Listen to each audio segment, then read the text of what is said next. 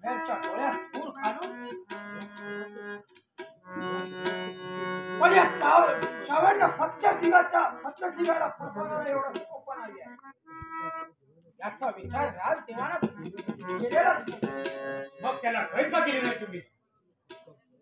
हक्कान पुराव्याशिवाय त्याला धक्का नाही.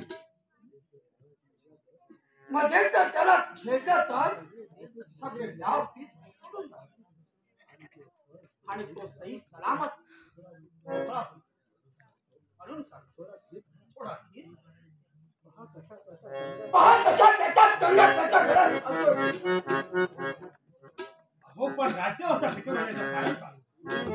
सोड बुद्धीने सोड.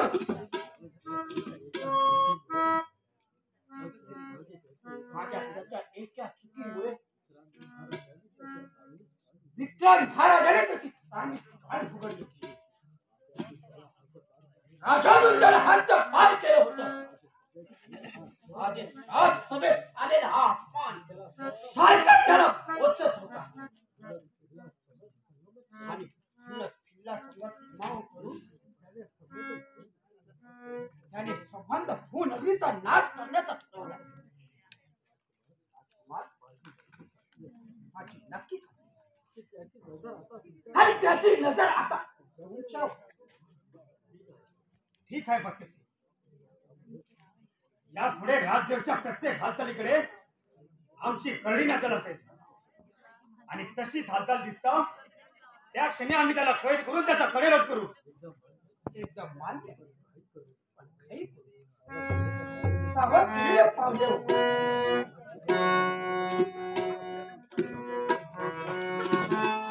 त्या स्त्रीबद्दल तुम्ही काही सांगितलं? कोण आहे ती? किल्ल्याच्या जमातीतील स्वरूप सुंदरी पोरगी आहे.